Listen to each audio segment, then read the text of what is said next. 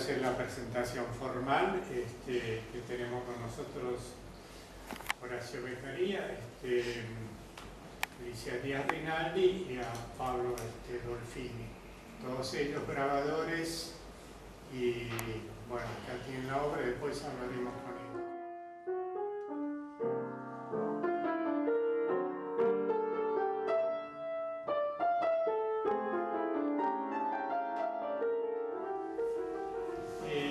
APA tiene la suerte de nuclear, lo cual no es muy común, de nuclear, ustedes saben, a 4 entidades, 4 disciplinas, si se quiere, que es literatura, plástica, teatro y música. Entonces muchas veces tenemos un poco el interrogante de decir, bueno, a ver, ¿qué me puede a mí como plástico, qué me puede interesar de música?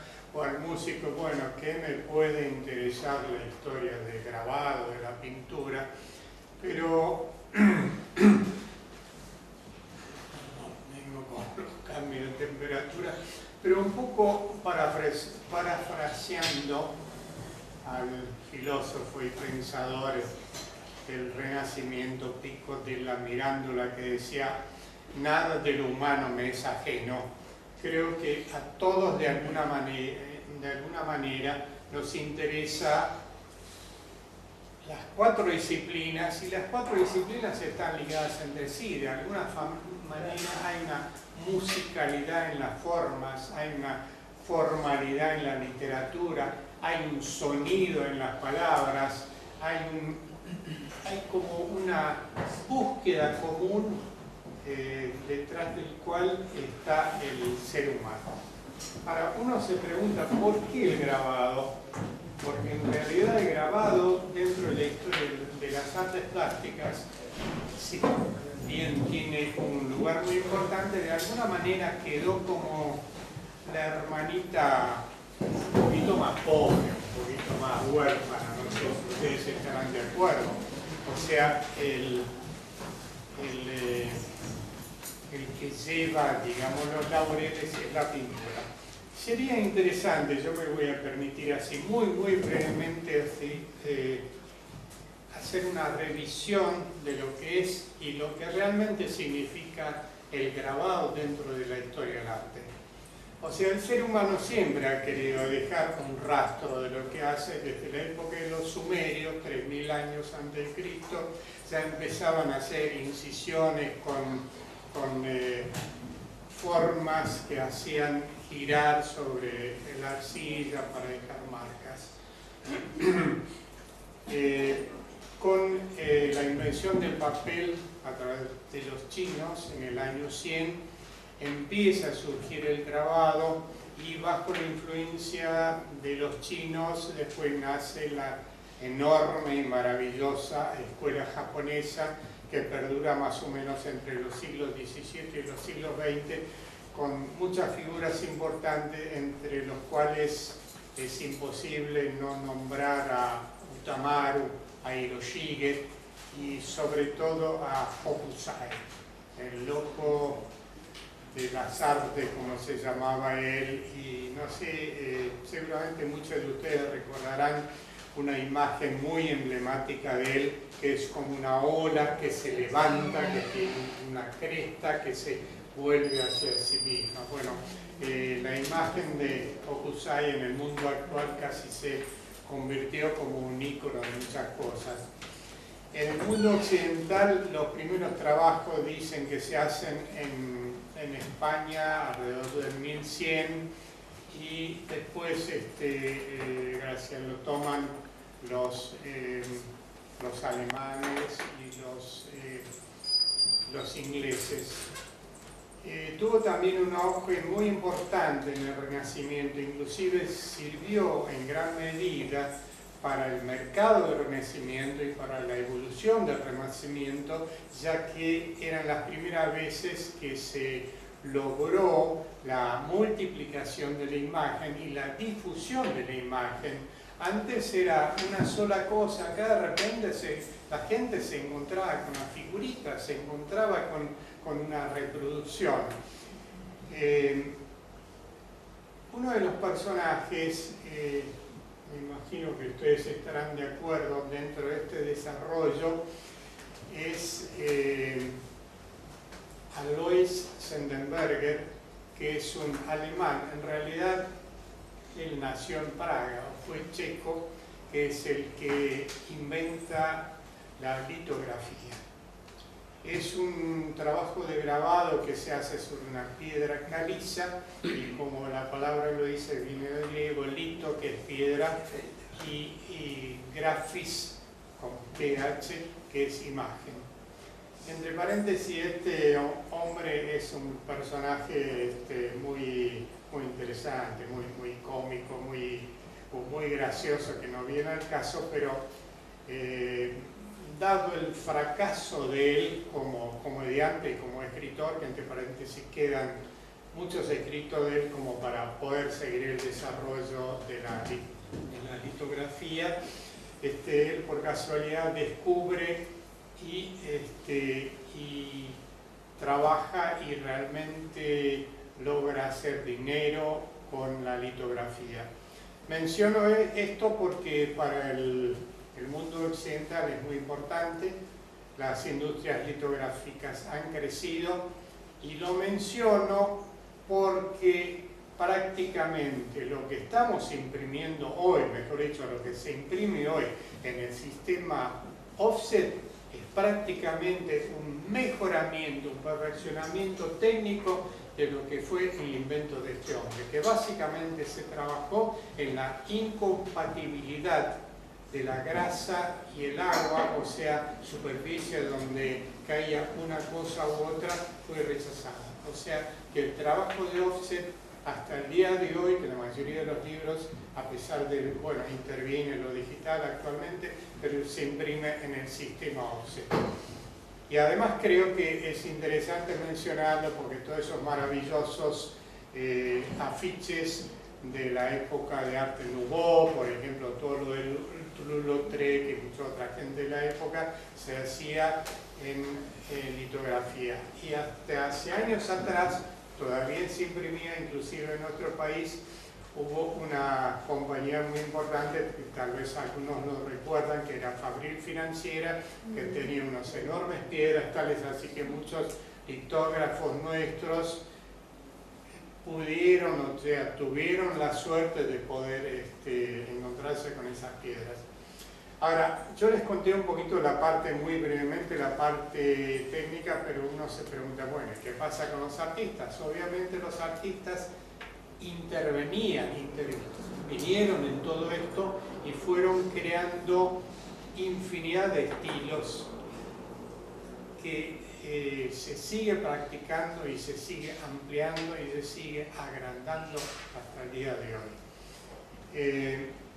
Nuestros invitados de hoy, además de tener un prontuario hermoso, enorme, con premios, varios premios de nacional, del municipal, del extranjero, particularmente Alicia, que como ella comentó, va y viene, viaja, ha participado en cursos, ha dictado cursos, ha dictado conferencias, ha dictado charlas, o sea, nos cansaríamos en leer toda la maravillosa obra que ella tiene. Por supuesto, ellos también son docentes, son trabajadores de enorme mérito, pero lo que aquí nos interesa, ese sería un poco el meollo de nuestra charla, que además son experimentadores.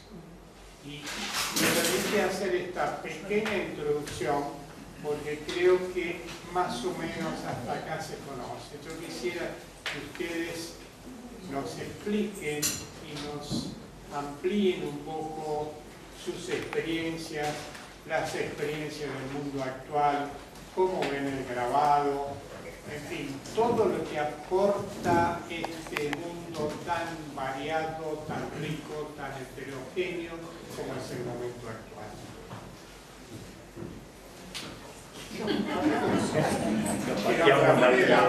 No, creo que Becaría puede comenzar está en la facultad. No importa el orden de los factores. Adelante. Dale.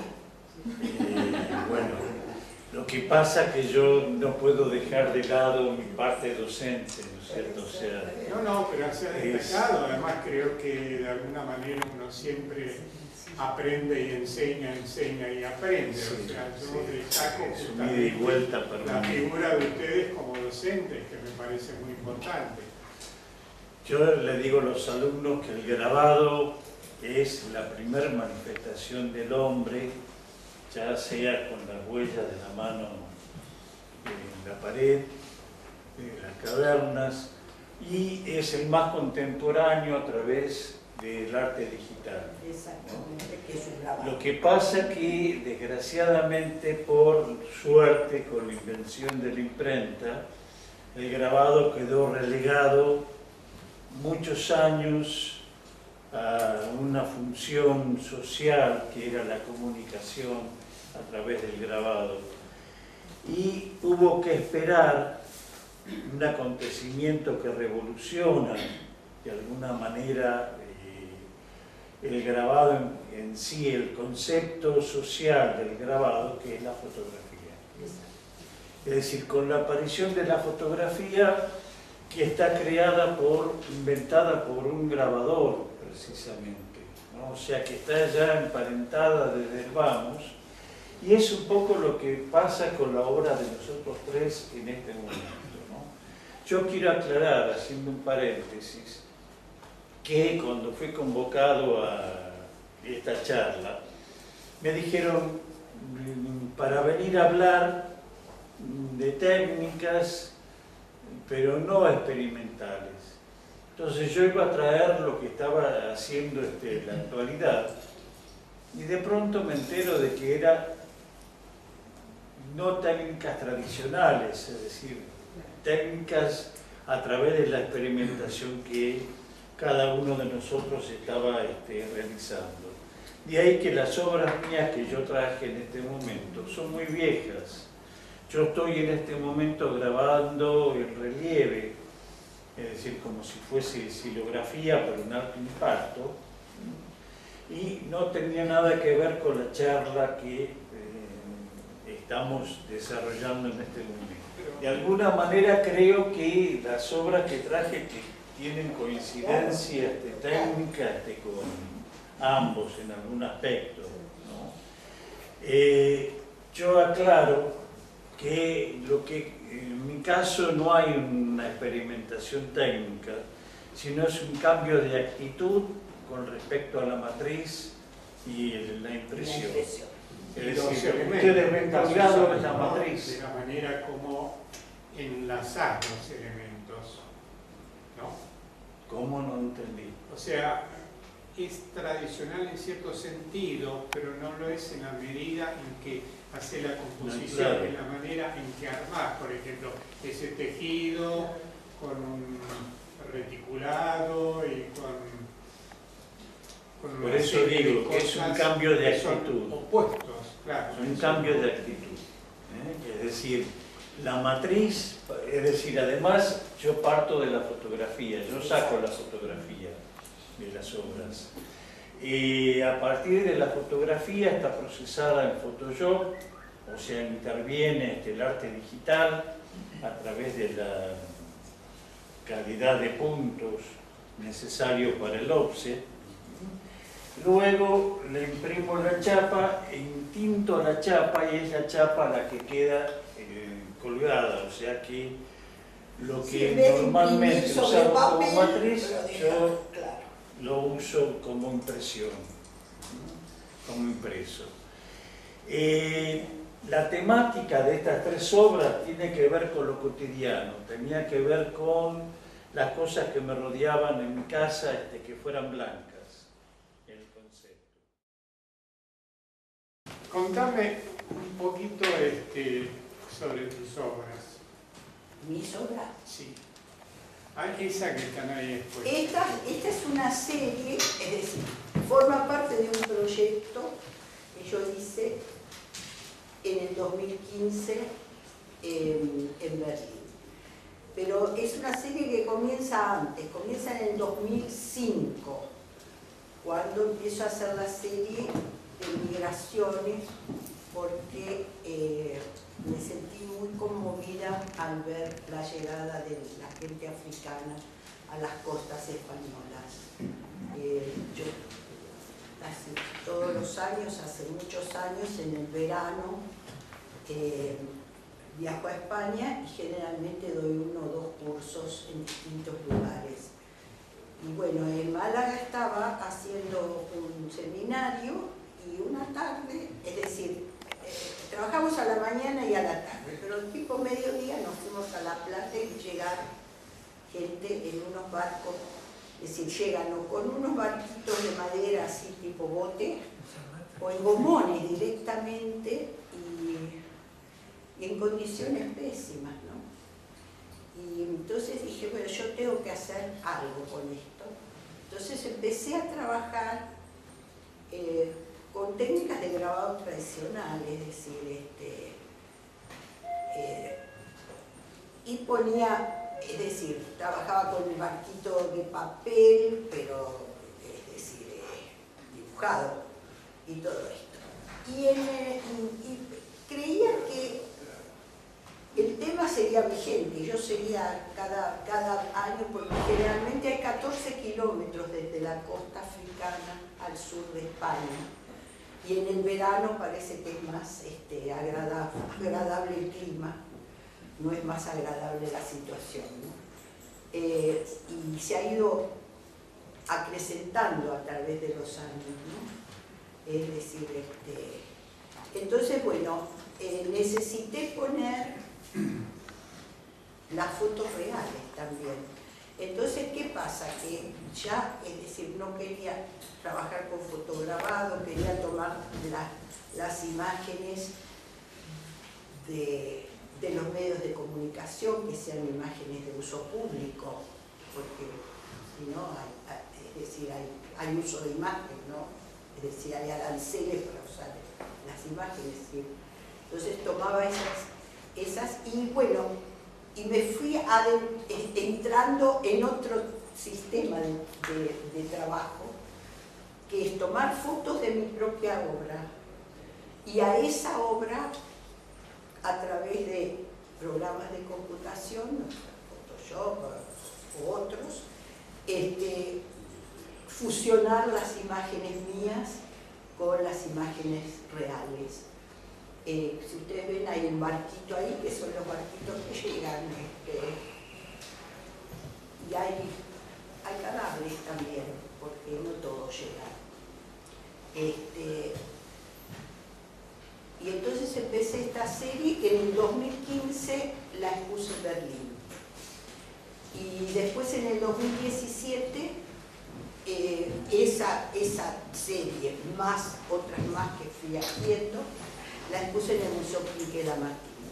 El tema fundamental es esto, es señalar este fenómeno que no es nuevo. No es nuevo. Nosotros todos somos hijos de inmigrantes, o por lo menos la mayor parte. Y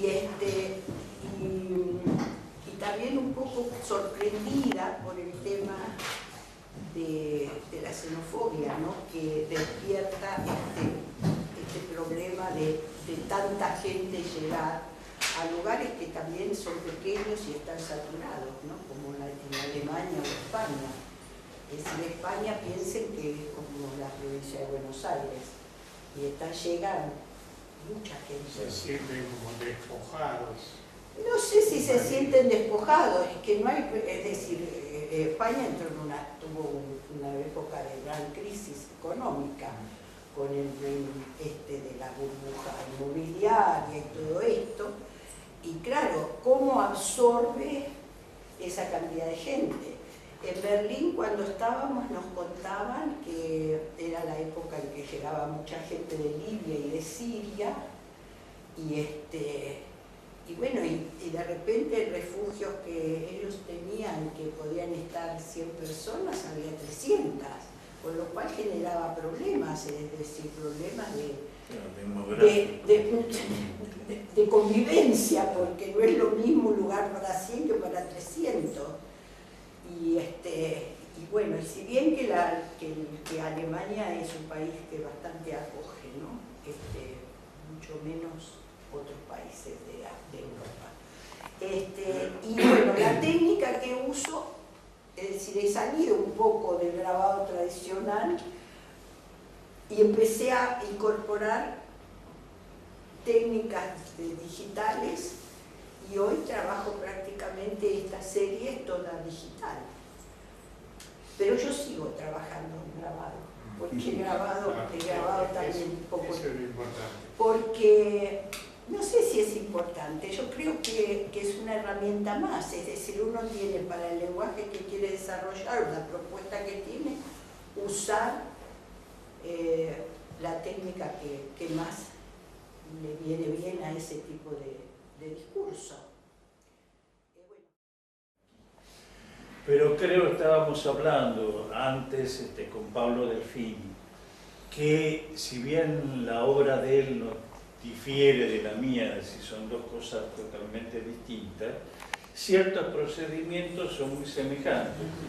O sea que yo te diría que expliques Le cedemos la palabra. para darte la palabra. Está muy buena la introducción que hizo Ladislao María con respecto a la litografía, pues justamente, bueno, mis obras son litografía, pero no en piedra, sino en litografía sobre metal, igual que las planchas de... Lo que pasa es que vos imprimís. Claro, yo digamos, utilizo el dibujo que hago sobre la plancha procesada, especialmente la imprimo sobre el papel, que en este caso está, la misma matriz está impresa en distintos papeles de distintos colores, de distintas procedencias, ya sea páginas de libros o el papelito verde de las peras, que es un excelente papel para imprimir, o papeles de colores, y después teniendo las impresiones sobre distintos papeles de colores, recorto y pego y hago collage. Estas obras están hechas con ese proceso técnico, ¿no?, del collage, que es parecido a la obra de Horacio acá, que estábamos hablando. La flor también está hecha de una impresión, está recortada y está puesta sobre la misma imagen que tiene otro color, ¿no? Eso es lo único que está impreso, puesto. Exactamente, sí. Ahora, Pablo, con respecto a lo que... sí, perdón. No. Seguí con Está hablando de los materiales no tóxicos. Claro, pues, toda por la ejemplo, línea. Yo te quería pedir eso. El Tengo grabado. entendido que tenés hechas experiencias muy interesantes sobre materiales no tóxicos, no agresivos. Yo creo que sería muy interesante que lo cuentes. Tiene que ver también con la historia de la litografía, digamos. Senefelder... Dentro de todo es la menos tóxica, ¿no? La litografía. Depende podríamos cómo... Si la simulabas con ácido, Claro, la litografía... El offset con el revelador. Digamos que lo tóxico, digamos, lo no tóxico no existe, ¿no? Todo Es tiene menos, Menos.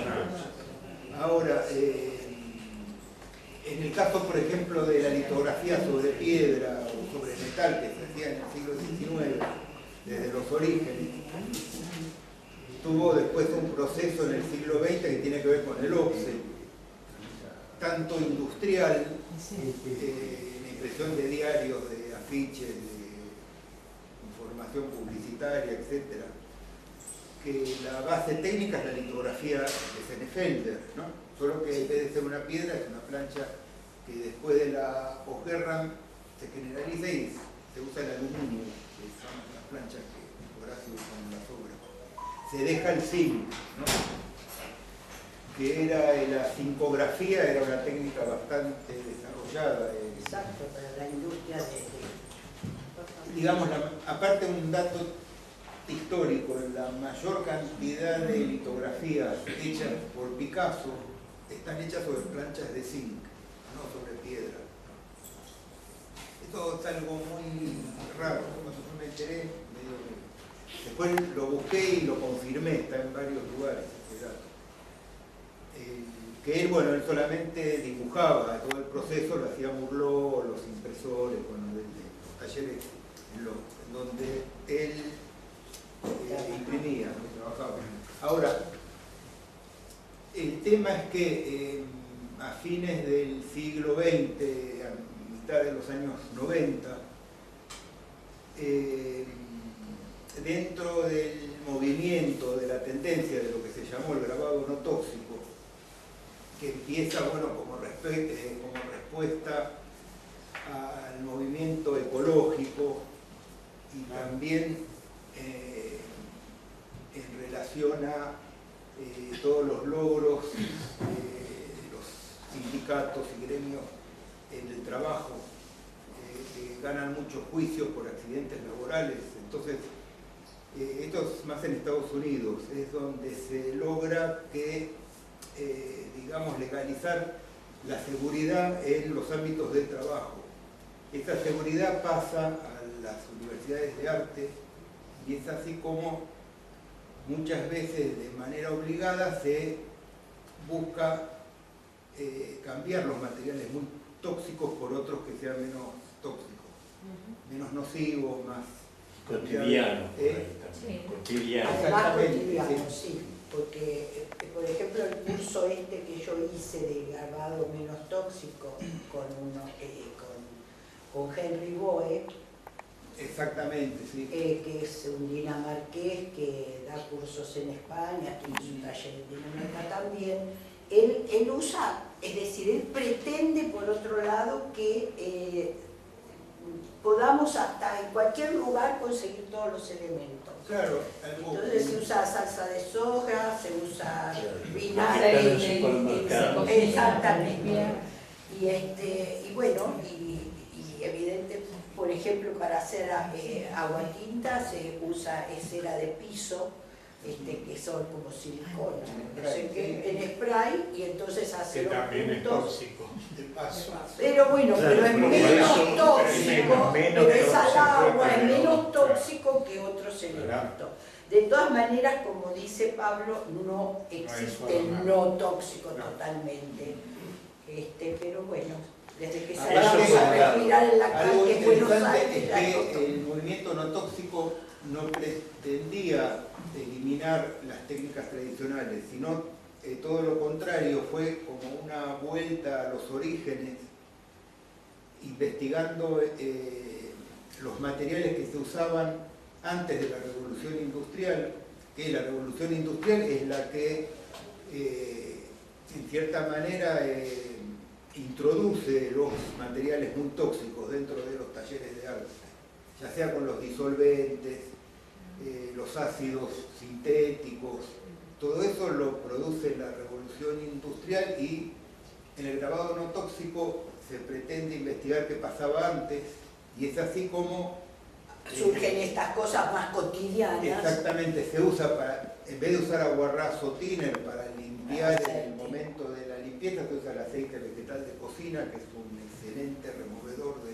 lo graso y de las tintas, por ejemplo. Y después agua y jabón o detergente para terminar la limpieza.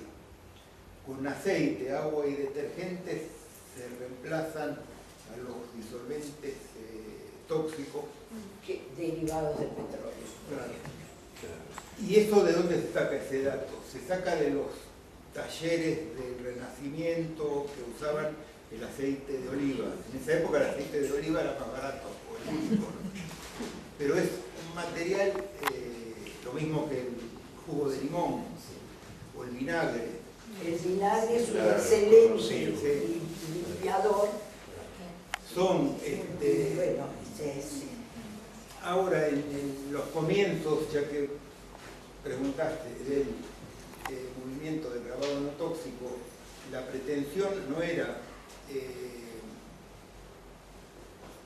comenzar a hacer otra cosa totalmente diferente, sino seguir haciendo lo mismo, las mismas técnicas, pero con otros materiales. Bueno, y el advenimiento de todo lo digital, de todas las cosas de diseño, que por supuesto los artistas siempre lo toman y lo desarrollan para una herramienta para poder hacer sus obras. Ah, por supuesto. Eso también, es decir, porque vos estás hablando de los 80 a los 90, y ahí también está toda la revolución de la computadora, de cómo todas las cosas digitales. Antes una computadora era una cosa inaccesible y hoy la tenemos en un teléfono, ¿no? Es decir, eso ha acelerado también, y también aceleró el conocimiento y el llegar a todas las técnicas. Es decir, si uno entra en internet tiene todo a su disposición, es decir, está todo. Cuando antes era casi alquímico el proceso, ¿no? No se contaba y no se decía, y era difícil. Algunos maestros se escondían y no contaban. Hoy ponés y sale todo, y es decir, y evidentemente eso es un avance, porque es decir, ya el conocimiento tiene que divulgarse, si no, no sirve para mí. Yo quería agregar Bueno. un acontecimiento también que lo sufrimos los docentes de acá en la Argentina, que en los últimos años, un par de años atrás, nos encontramos con una limitación de ventas de productos para grabado. Es decir, el ácido nítrico era imposible encontrarlo, la acetona, el amoníaco, es decir, para heliografía. Es decir, nos encontramos que paralelamente con la búsqueda de grabado no tóxico o menos tóxico, como estamos denominando, nos encontramos con una prohibición en el mercado que había que dejar hasta el documento asentado para poder utilizar estos productos. No sé. Sí, no, eso fue un problema, ¿no? Había que reemplazarlos por otros o dedicarse a otra cosa. Bueno, pero como siempre salteamos la cosa y encontramos otra manera. La cosa era no dejar de trabajar y de empeñar. Una alternativa, el ácido nítrico, por ejemplo, para hacer aguas fuertes, las sales, el sulfato de cobre, Claro. o el percloruro de hierro, que Claro, ya se usaba desde el siglo XIX, ¿no? Para el Con cobre. ácido cítrico, Sí, para que no exactamente. tenga residuo. Ahora, ¿qué ocurre actualmente? Me llamó la atención, bueno, en realidad no me tendría que llamar la atención, la aceptación que tiene lo digital en general en las bienales de grabado. ¿Cuál es la opinión de ustedes? ¿Cuál es la experiencia? ¿Qué pueden decir al respecto? Bueno, a lo largo del tiempo, en estos últimos 10 años, la evolución de la impresión en los plateados es maravillosa. Es decir, antes esas máquinas eran para algo que era efímero, que era la publicidad. Y hoy se trabaja con tintas que no se alteran con la luz, con papeles que son de puro algodón. Esto está impreso el papel que usamos para grabado. Es decir, antes no, porque se entendía que era algo efímero, es decir, era para publicitar un producto y después se cambiaba, ¿no? Y es decir, que ha salido toda una línea de tintas, de papeles y de máquinas, que cada vez es más refinado el sistema de impresión, con lo cual, es decir, yo considero que lo digital está totalmente relacionado al grabado, porque lo que cambia es que la matriz, en vez de ser física, de alguna manera, es virtual, pero es una matriz. Ahora, Y esa matriz se lleva a una máquina que la lee y la interpreta y la imprime. ¿hay buenas máquinas en el país? Sí, Sí. perfecta, claro. Sí, sí. Además, creo que No son nosotros fabricadas tenemos en el la experiencia país. Claro que no. de estar de jurado en salones y demás. no hacemos discriminación No, por lo menos yo respecto a no. lo digital No. con relación a las técnicas tradicionales. Creo que lo que importa no es la técnica, sino el artista que está detrás, que está creando, está haciendo la obra. Exactamente. Ya sea Y además cual, el mensaje que tiene la obra. Claro. Es decir, ¿qué nos cuenta? Si nos cuenta un algo que puede interesarnos, ¿no? Exacto. Es decir, creo que eso es, no importa con qué. Con un lápiz podemos hacer, un lápiz y un papel podemos hacer una obra maravillosa, o escribir la cuenta del almacén, o la lista del supermercado. Es decir, no importa, todo es un vehículo para la comunicación, Exacto. para lo que queremos decir, ¿no? De todas maneras, creo que esto más o menos está, es decir, veo que acá hay muchas de las personas son colegas, por lo tanto tampoco adentrarnos demasiado en contar más cosas. Supongo que si quieren preguntar algo, no sé. Claro, hagamos entonces como un intercambio, si les parece. Me parece. Por ejemplo, Alicia, vos que sos una caminadora de aquellas que ha ido y venido, no sé, te tienen que hacer un descuento en el avión por el barco. Junto millas, a veces llego, pero Bueno, hay que por juntar mucho. ejemplo, ¿cómo ves la situación de los grabadores aquí y, por En ejemplo, en distintos Berlín, Madrid? Si hay alguna característica, algo que hayas podido recoger, Mira, algo yo que lo- te haya llamado la atención, Lo que es confrontar fundamental es un situaciones. problema de mercado. Bueno, Ese es el problema, que el grabado argentino, es decir, los artistas grabadores argentinos triunfan mucho, ganan muchos premios internacionales, tienen un nivel altísimo, pero falta en el país un mercado que absorba la producción de los artistas. sí, es una vieja historia y Que no pasa en estos absolutamente países así. que vos estás nombrando, es decir, en España hay La Feria del editores, Estado, aparte de eso, hay editores, es decir, señores que invierten en artistas que contratan para hacer tiradas que ellos después comercializan.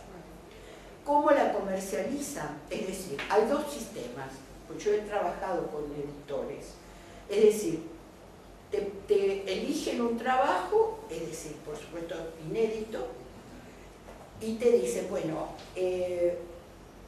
me tenés que dar la plancha y yo hago la edición. O te doy el papel, vos haces la edición y te pago tanto. Por supuesto que el precio no es el que después ellos venden cada unidad, pero desde el vamos uno tiene una tirada completa vendida.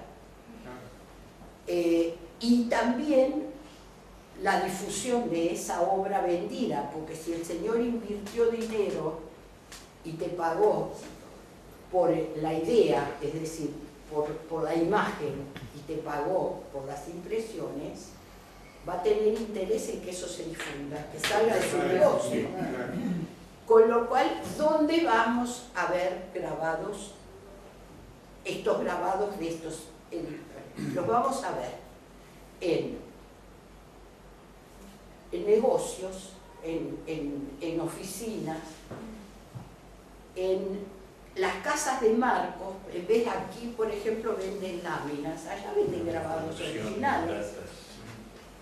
Y entonces eso las empresas regalan grabados como regalos de fin de año, es decir, hay todo un circuito que es muy aceptado y que todo el mundo puede divulgar y hacer, es decir, eso también mueve a que los artistas trabajen más. Claro, Porque- absolutamente, es un estímulo. Y lo que vos decís... Y es una rueda que gira y que va, que va acrecentando que el movimiento del grabado sea muy importante. Claro, se retroalimenta. Exactamente. Después las bienales internacionales, que hay muchas en Claro, que todo acá el no hay. mundo, que acá ha habido algunas, pero que no se mantuvieron en el tiempo porque los costos son altos. Algunas cobran, es decir, cobran la participación, pero que hacen unos catálogos fantásticos, tienen toda la infraestructura para tener la obra colgada, mostrada con marcos, es decir, hacer toda la publicidad, con lo cual, es decir, eso es lo que falta en nuestro mercado. Sí, lo que vos decís es totalmente cierto. Todos somos testigos de que hay infinidad de grabadores argentinos que mandan al exterior y ganan premios importantes, pero no es común ver en el país una exposición individual de un grabador. Es bastante bueno, raro, porque también está todo... por los motivos que vos estás explicando. Esto sería un motivo. Y por otro lado, que el papel tiene mala fama. Estúpidamente mala fama. Hasta los premios son menores. Claro, el premio de dibujo y de grabado es menor que el grabado de pintura o escultura. ¿Por qué? Pero bueno, es así, está establecido de esa manera y bueno, tenemos que seguir luchando para que se modifique. Arriba el papel. Claro. Ahora, lo gracioso de todo Hay esto, colecciones, hay por ejemplo la colección del Deutsche Bank que se puso acá en el Museo de Arte Moderno, el año pasado o el otro año, ¿no? Es decir, tienen papel, compran arte en papel, que es impensable acá, pues seguramente van a comprar pintura, escultura menos, pintura. lo paradójico de todo esto, que aunque no seamos grabadores, pero la mayoría de los artistas plásticos tenemos como un amor por el papel, tenemos como una cosa así, un cariño por la textura, por el peso, por el grosor, por el color, y sin embargo es lo que vos decís, ¿no? Es un poco de... Pero eso son es los acá. helpers. Pero fíjate que todos los grandes pintores, es decir, los pintores actuales, europeos, por ejemplo, todos hacen su producción de pintura y también su producción de grabado. Tenés a un Marcelo que hace a Feito, hace a todos Pero, los... perdón, tengo entendido que en esos casos de firmas muy cotizadas tiene mucho que ver El costo. justamente el costo. Bueno, O sea, pero es que una no puede manera de adquirir difundir. de repente una pintura, sí lo puede hacer con los Claro. grabados, que son bastante accesibles aún en nombre de grandes nombres, o sea, grandes Claro, firmas. sí, sí. No son muy caros. No, depende el precio también de las grandes tiradas, porque de pronto he visto grabados de Miró de 3.000 ejemplares. Un Goya actualmente no vale nada porque los españoles largaron tanto Goya al mercado que... Bueno, no, lo que pasa es que las chapas de Goya las tiene la Calcografía Nacional y ha hecho sí, es decir, ha endurecido las chapas, hicieron ediciones, sucesivas ediciones para difundir justamente la obra de Goya. Pero bueno, depende la época en que haya sido, tiene más o menos valor la obra de Goya. Ahora, no obstante, yo estaba recordando que cuando yo comencé a estudiar, creo que varios de los presentes son contemporáneos de mi generación, y el grabado era desconocido totalmente, ¿no? Creo que en 50 años en la Argentina ha crecido bastante la difusión del grabado, y el grabado es como que podemos decir está codeándose un poco con las artes mayores, entre comillas, ¿no? Es decir, se conoce más. Simplemente las nuevas generaciones formadas por los docentes jóvenes que están en estos momentos en actividad enseñan grabado en escuela, cosa de que nosotros cuando empezamos a estudiar Bellas Artes, ni idea de lo que era grabado. Es decir, creíamos que era un grabador o que grababa Había un algunos sonido. personajes como López Anaya, Ana María Moncalvo, pero estaban Sí. ahí como muy arriba y 2 o 3 más, pero es verdad, no había una difusión Claro. tan marcada. ¿Qué les parece? Les agradecemos mucho la presencia de ustedes. Gracias.